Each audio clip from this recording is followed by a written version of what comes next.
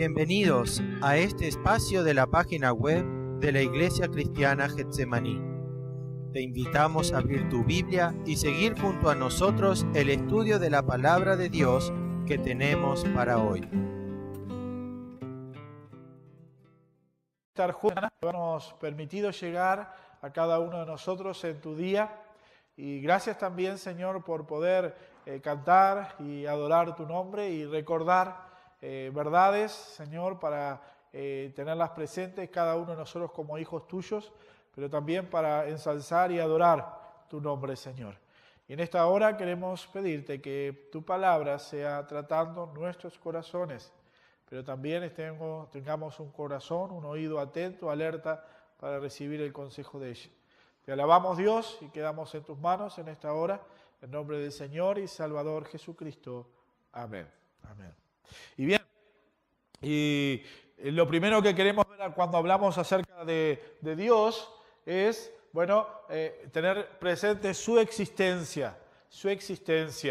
Y lo primero que tenemos que mirar cuando hablamos de su existencia es que, bien, las escrituras bíblicas la dan por hecho. Lo dan por hecho.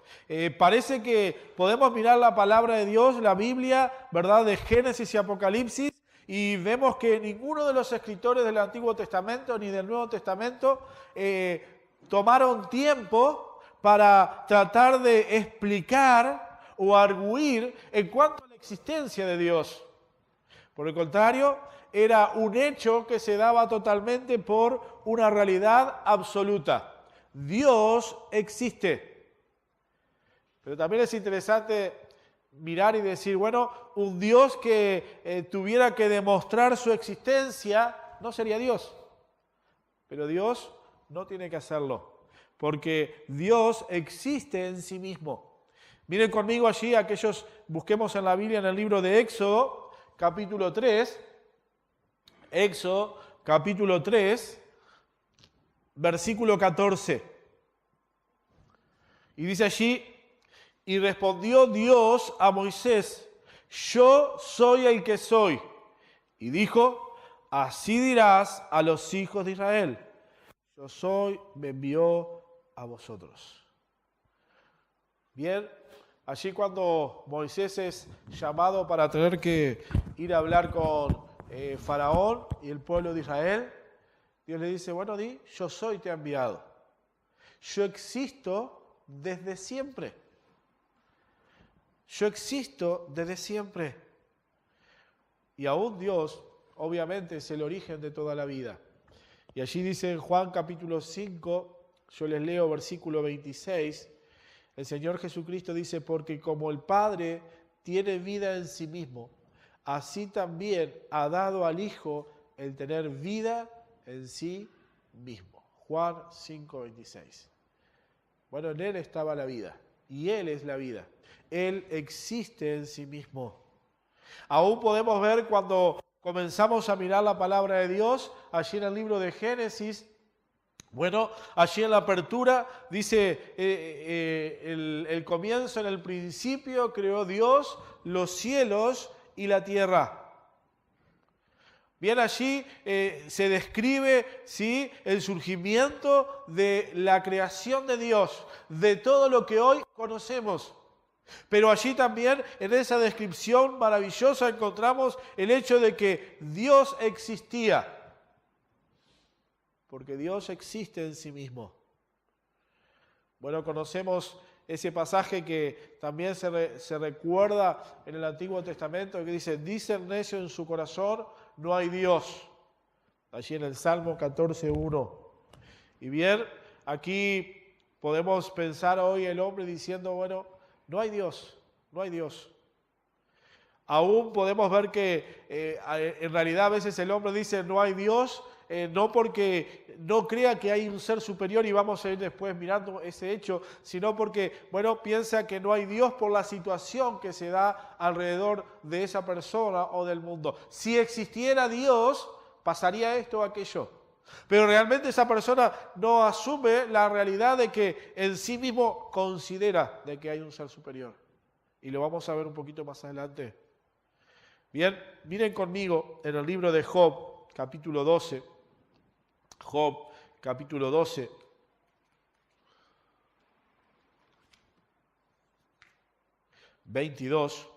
Job 22, 12, perdón.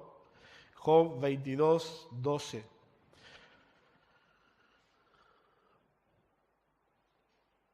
Dice allí la Escritura, versículo 12, ¿no está Dios en las alturas de los cielos? Mira lo encumbrado de las estrellas, cuán elevadas están. Y dirás tú, ¿qué sabe Dios? ¿Cómo juzgará a través de la oscuridad? Las nubes le rodean y no ve, y él por el círculo de los cielos se pasea. Bueno, aquí Job no estaba diciendo de que Dios no existía, sino que en medio de la situación en la cual se encontraba parecía como que Dios no estaba allí presente, no podía ver, no podía contemplar. Pero ciertamente este mismo hombre dice, yo sé que mi Redentor vive. Por lo tanto, bueno, Dios existe. Pero aún las Escrituras reconocen que el hombre no solo conoce la existencia de Dios, sino que también en su pensamiento entiende de que hay alguien por encima de él. Y cuando el apóstol Pablo escribe en el libro de Romanos, en el capítulo 1, versículo 19, Romanos capítulo 1, versículo 19, el apóstol allí dice, porque lo que de Dios se conoce le es manifiesto, pues Dios se lo manifestó. Versículo 20, porque las cosas invisibles de Él, su eterno poder y deidad, se hacen claramente visibles desde la creación del mundo, siendo entendidas por medio de las cosas hechas, de modo que no tienen excusa, pues habiendo conocido a Dios, no le glorificaron como a Dios, ni le dieron gracias, sino que se envanecieron en sus razonamientos y su necio corazón fue entenebrecido. Bueno, aún el hombre en la creación del mundo puede contemplar la existencia de Dios. Y allí el autor, ¿verdad?, guiado por la palabra, por el Espíritu de Dios, como hemos mirado domingos anteriores, bueno, dice que su necio corazón se ha entenebrecido. Aún en su corazón entenebrecido, oscurecido por el pecado, bueno, sin querer reconocer a Dios, bueno, la creación manifiesta la existencia de Dios. Bueno, solamente un necio se atrevería a negar el hecho de Dios. Y alguien decía, bueno, que no hay Dios es como pensar que en un precioso jardín rodeado de flores no hay un jardinero detrás que esté cuidando y velando por aquel jardín. Pero bien, como el propio Job dice en el libro de Job, ¿sí?, Dios está sentado y en control de todas las cosas. Y bien, en segundo lugar, primero dijimos las escrituras bíblicas la dan por hecho. Y hice hincapié en bíblicas porque no son escritos humanos, sino la propia escritura da por hecho la existencia de Dios. Y en segundo lugar, argumentos sobre la existencia de Dios. Y bien, el primer argumento, sí, sobre la existencia de Dios, sí, cada uno de estos argumentos forman parte de una conclusión absoluta. Dios existe. Bueno, si dice que, bueno, cada uno de ellos vemos un aspecto en el cual el hombre puede llegar a entender o ver. Dios existe. Y algunos de los argumentos, hay unos cuantos, yo puse algunos nomás. El primero de ellos se llama, bueno, podemos llamarle el argumento de la creación universal o la universalidad. Leíamos recién versículo Romanos capítulo 1, versículo 19 al 21. Allí el libro de Romanos nos recuerda, bueno, la creación da testimonio de que Dios existe. Pero también allí les agrego el versículo 28 de este mismo capítulo y dice, como ellos no aprobaron tener en cuenta a Dios, Dios los entregó una mente reprobada para hacer cosas que no convienen. aún teniendo la realidad de los versículos 19 al 21 y teniendo claro de que Dios existe, el hombre aún siguió en su necio corazón y Dios, dice, los entregó. Bueno, aún el hombre, por más que niegue la existencia de Dios, Dios existe. Dios existe.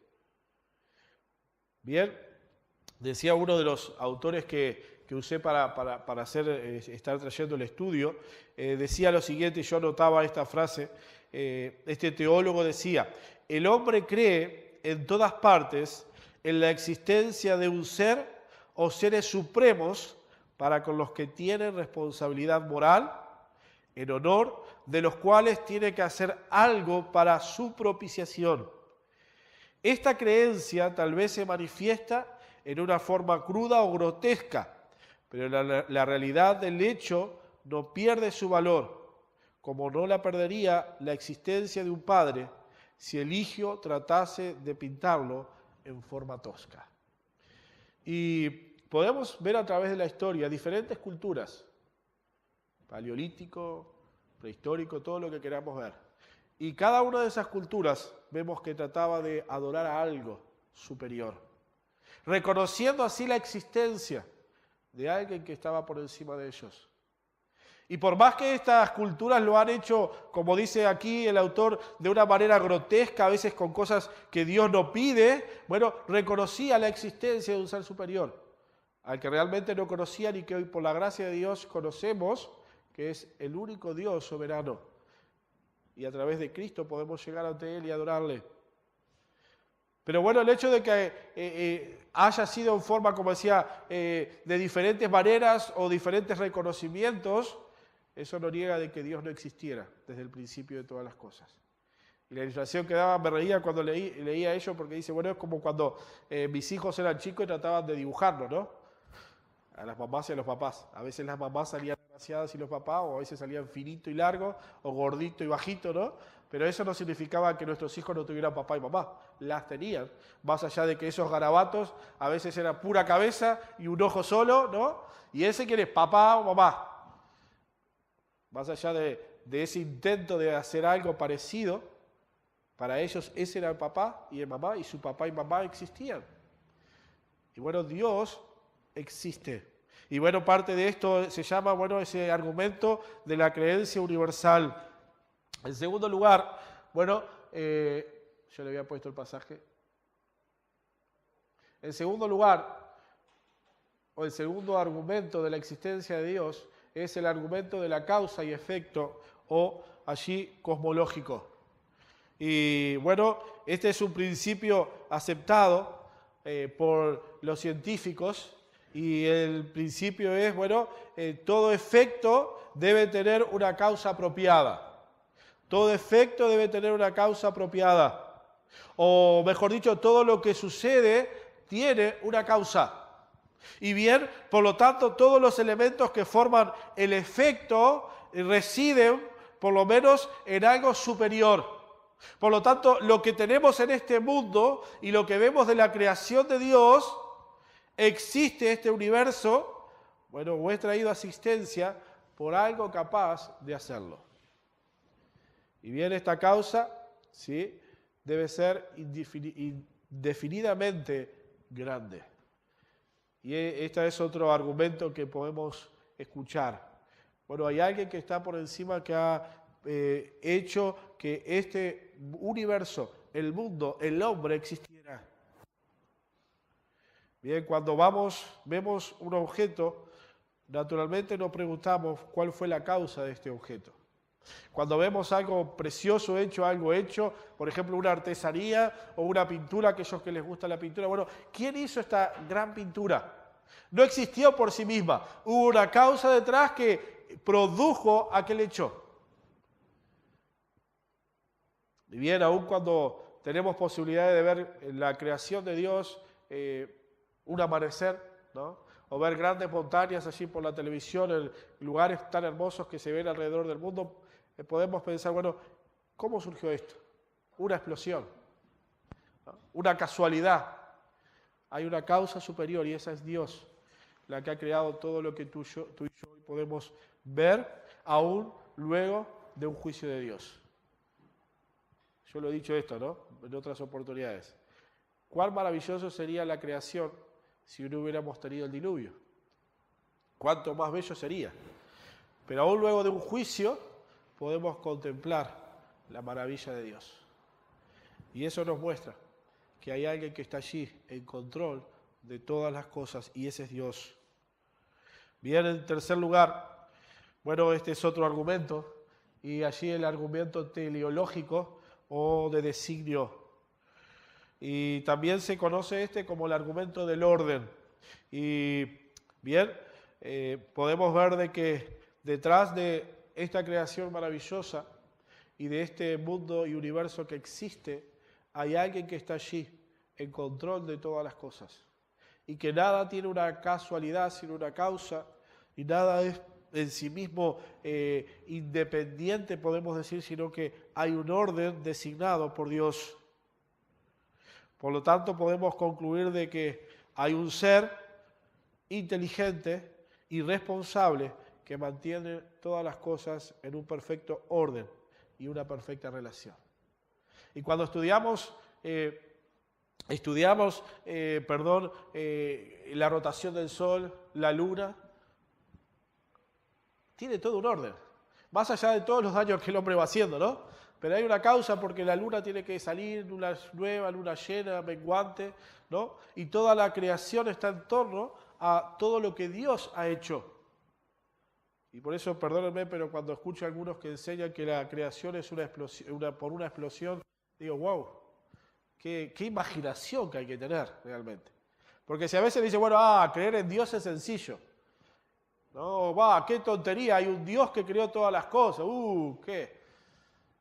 ¿Qué imaginación hay que tener para creer un Dios?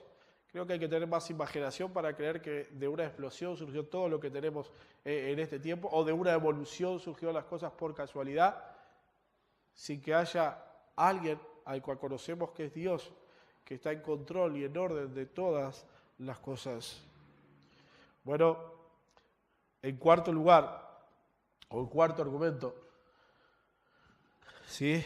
Es llamado el argumento antropológico o moral. Y bueno, el hombre tiene una naturaleza intelectual, moral y emocional.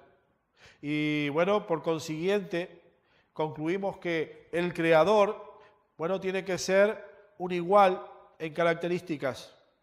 Y bueno, Dios, como creador, sopló en nosotros el espíritu de vida y también nos ha dado estas características morales y espirituales. No surgieron de la nada, no surgieron repito y vuelvo a reiterar, de una explosión o de una evolución, sino surgieron de ese Dios en el cual encontramos allí en el Génesis, ¿verdad? Que dice que Él sopló ese aliento de vida, nos dio vida y nos ha hecho a nosotros hombres morales e intelectuales. Y eso es parte de cada uno de nosotros hoy como seres humanos. Pero también Dios nos ha dado, ¿sí?, el poder pensar, la inteligencia, y eso es parte de ese ser que existe en sí mismo, que es el creador de todos los hombres, de todos los hombres. Bueno, solamente podemos decir que un ser superior con sabiduría, santidad, bondad, bueno, en un nivel, ¿sí?, infinitamente más grande, ha dado al hombre estas características. Y bien, en quinto lugar, ¿sí?, tenemos el argumento ontológico del ser. Y es decir, este argumento está basado en el estudio de la persona. El hombre tiene una idea acerca de un ser infinito y perfecto, como decíamos. Bien, ¿de dónde procede tal idea? Bueno, ¿será de seres finitos e imperfectos como nosotros? Ciertamente que no. Bien, por consiguiente, esta idea existe y hace que el hombre piense que hay un ser infinito y perfecto que es Dios. Bueno, no basta con un mero pensamiento, sino que el hombre tiene asumido de que hay alguien superior que está por encima de todas las cosas. Algunos lo llaman Dios, otros naturaleza, pero todos en lo profundo entienden, creen que hay alguien que está por encima de todas las cosas. Y bien, este argumento, o estas argumentaciones que damos son diferentes, y yo las quise traer porque si ustedes van a algún libro o van a estudiar, hay diferentes de estos argumentos que aún en la teología se usa para demostrar desde la perspectiva o pensamiento, filosofía humana, mostrar la existencia de Dios. Pero Dios no necesita demostrar su existencia, porque como miramos allí en Éxodo dice, yo soy el que soy. Y este es el Dios que merece nuestra adoración. Y bien, podemos entonces, en base a cada una de estas cosas, llegar a un resumen que yo traté de poner en primer lugar, ¿sí?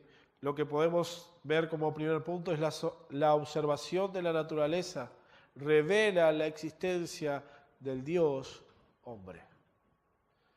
Bueno, hermano, ¿te has puesto a pensar o a ver la creación de Dios? Bueno, ¿te has puesto a ver, el universo y darte cuenta de lo insignificante que somos en este universo y creación de Dios?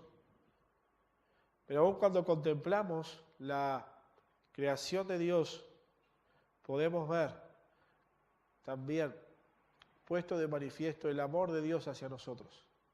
Porque siendo tan insignificantes, y que no nos gusta a nosotros que nos digas que no somos significativos, Dios supremo sobre todas las cosas mostró su interés y su amor para con nosotros. Y bien, Salmo 19.1, vamos a leer. Salmo capítulo 19, versículo 1. Salmo 19.1.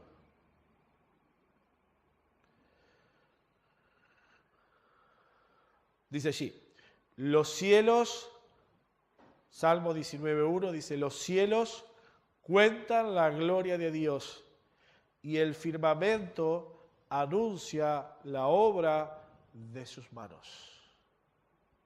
De sus manos. Y cuando íbamos al liceo, iba al liceo, tal vez mi hermana también llegó a ir al planetario. ¿Quién le tocó ir al planetario en el zoológico? Claro, para los más viejos había planetario allí en el zoológico. Nos llevaban a ver los diferentes planetas, ¿no? Y era maravilloso ver eso. Hace poco con los hijos pudimos ver también lo mismo en otro planetario, de ver en nuestra Tierra en medio del universo total. Y nunca había visto eso, pero cuando empezaban a mostrarnos allí, empezaba muy lindo la Tierra, la galaxia, y en este lugar se iba proyectando a las galaxias que hay, al universo entero, y después uno podía ver que iba yendo, y lo que nosotros creemos como algo importante, que es nuestra Tierra y todos los planetas, prácticamente no son nada en el universo. Y ciertamente mi sensación en ese momento donde estábamos mirando eso allí fue no sentirme nada. Porque mirando todo aquello, como que no somos nada. Y recordaba el corito que dice, yo no soy nada y del polvo nací, pero tú me amas y moriste por mí. Y al ver esa creación de Dios, podemos ver, al ver la creación, mejor dicho, podemos ver la existencia de Dios. Y recordaba, ¿no? Los cielos cuentan la gloria de Dios y el firmamento anuncia la obra de sus manos.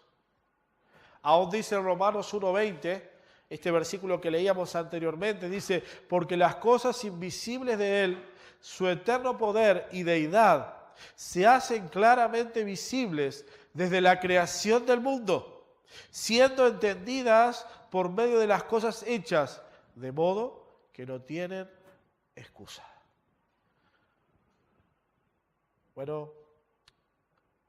Al observar la naturaleza, podemos ver y revelan la existencia de Dios. Dice allí, oh hombre, eres inexcusable.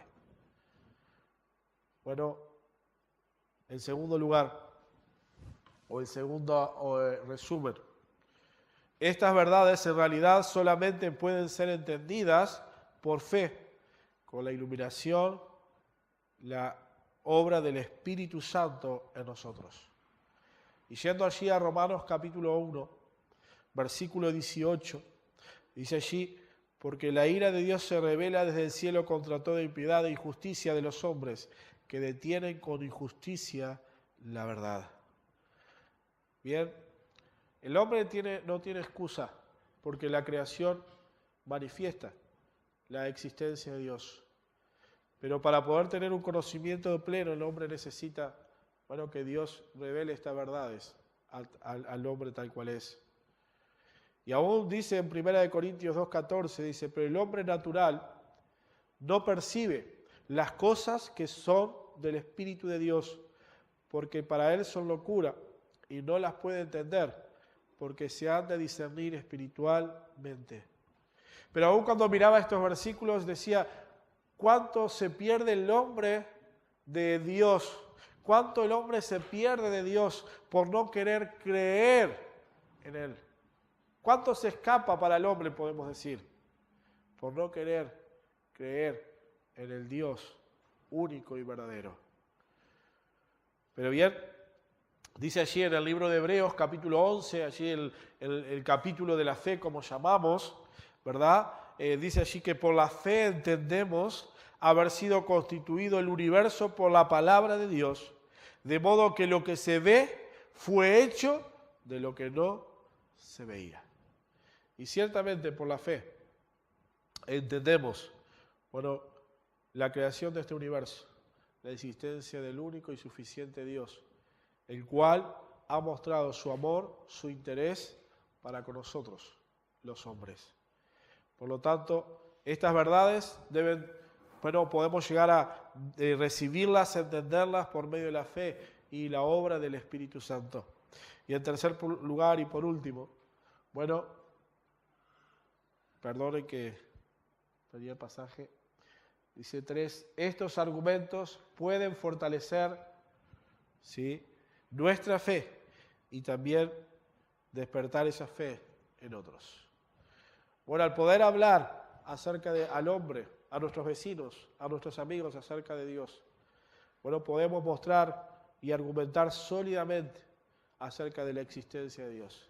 Eso debe hacer que nuestra fe se fortalezca, pero también, puede hacer de que esa fe fortalecida dé testimonio del único y Dios verdadero. Y tantas verdades, entre comillas, se levantan hoy en día. Tantos nuevos sabios que tienen nuevas revelaciones se levantan. Y hermanos, estamos en tiempo en que necesitamos fortalecer nuestra fe, pero también tener presente y mostrar de que nosotros servimos al único Dios verdadero. Y eso no es orgullo, tengamos cuidado. Eso es poder saber en quién hemos creído. Y repito las palabras de Job, yo sé en quién he creído. Y esto no era orgullo por parte de Job, sino era tener presente la verdad que para él era primaria y absoluta. Yo sé que Dios existe. Y ese Dios que existe, como sabemos, ha mostrado su amor para con los hombres. Y este es el aspecto. Yo conozco a Dios y el hecho de conocer a Dios no debe hacer que yo retenga esa verdad o la esconda, sino que yo conozco, yo sé que mi Redentor vive y ese Redentor quiere también ser el Redentor de aquellos que aún no le conocen. Es ahí donde debemos compartir esa verdad. Dios existe. Pero bien, para terminar, ¿cómo podemos saber y conocer acerca de este Dios? Y lo podemos hacer a través de su preciosa y maravillosa palabra en la Biblia. ¿Queremos conocer de ese Dios existente en sí mismo?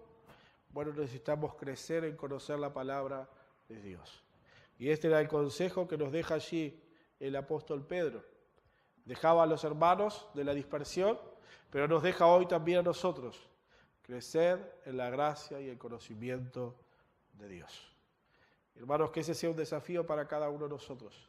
seguir conociendo de Dios, seguir aprendiendo de Él, para disfrutar de ese Dios, para regocijarnos en la comunión con nuestro Dios, pero también para adorar correctamente al único y sabio Dios. Bien, la semana que viene vamos a comenzar a ver o a hablar acerca de la naturaleza de Dios, de las características o atributos de Dios. Y allí vamos a poder conocer un poco más de nuestro Dios, vamos a poder regocijarnos en saber cómo es nuestro Dios, para apreciar a nuestro Dios, para adorar a nuestro Dios. Vamos a dirigirnos a Dios en oración. Dios, venimos delante de tu presencia en esta hora y te alabamos, Padre y Dios. Te alabamos por todo lo que tú eres, Señor. Y Padre, gracias porque aún no siendo nada, tú nos amaste y tú enviaste a tu Hijo por nosotros. Pero Padre, oramos para que tú estés enseñándonos por medio de tu palabra y nos des un corazón receptivo a tus verdades para seguir conociendo y aprendiendo de ti, Dios. Y qué privilegio que tenemos de poder, Padre, ser parte de tu pueblo, aún poder llamarte Padre. Gracias. Dios, obra en nuestras vidas y, Padre, llévanos a bien, sin duda, a nuestros hogares. Y que, Padre, podamos a través de nuestra vida, como mirábamos también, no solo saber nosotros de que tú existes, que eres verdadero, que eres único, sino también que esa verdad pueda ser transmitida a aquellos que aún no te conocen, Padre. Oramos y pedimos tu bendición en nombre del Señor y Salvador Jesucristo. Amén, Señor. Gracias por haber escuchado con nosotros el estudio de la Palabra de Dios. Si quieres seguir aprendiendo un poco más, puedes venir a visitarnos en nuestra iglesia en Comercio 1991, a unas cuadras de Avenida Italia, o comunicarte con nosotros y a la brevedad te responderemos. Te esperamos.